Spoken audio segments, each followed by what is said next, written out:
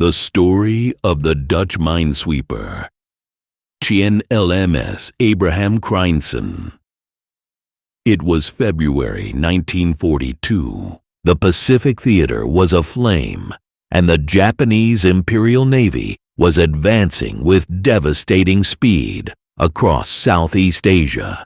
Amid this chaos, the HNLMS Abraham Crijnssen, a modest Dutch minesweeper, was stationed near the Dutch East Indies. The ship, designed for coastal defense and clearing mines, was ill-suited for direct combat. Its speed was modest, its firepower limited, and its future seemed grim as Japanese forces prepared to overrun the region. The fall of Java, the last bastion of Dutch control in the East Indies, was imminent. Commanders issued a desperate order. Any vessel capable of fleeing should escape to Australia. For the Abraham Crijnssen, this meant navigating nearly 1,000 miles through enemy-infested waters, under constant threat from air patrols and warships. Success seemed improbable, but failure was not an option. The crew of the Abraham Crijnssen faced a daunting challenge. How could they evade the relentless gaze of Japanese reconnaissance? Retreating in broad daylight across open waters was suicidal.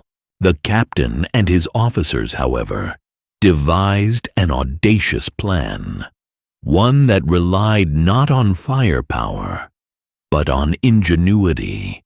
They would transform their ship into a tropical island. Using every available resource, the crew worked tirelessly to camouflage the Abraham Crijnssen. They cut down trees, gathered shrubs, and painted the vessel in shades of green, brown, and gray to mimic the foliage of an island. The ship was covered with branches, creating a canopy that obscured its silhouette. Deck machinery was hidden, and nets were draped over the hull to break up its outline. To complete the illusion, the crew ensured that the ship moved only at night, anchoring close to real islands during the day to blend seamlessly into the natural surroundings. As the first night of their escape approached, the crew was filled with a mix of trepidation and determination. The success of their plan hinged on their ability to remain undetected. A single misstep could mean death. Every sound, every movement was calculated to avoid drawing attention. The journey was fraught with peril. Enemy aircraft roamed the skies, and Japanese ships patrolled the waters. On several occasions, the Abraham Crijnssen came dangerously close to being discovered. Once, as dawn broke earlier than expected, a Japanese reconnaissance plane flew overhead. The crew froze, hearts pounding, as the plane circled. But the camouflage held. The pilot saw only another unremarkable island amidst the archipelago. The crew's ingenuity was matched only by their resilience.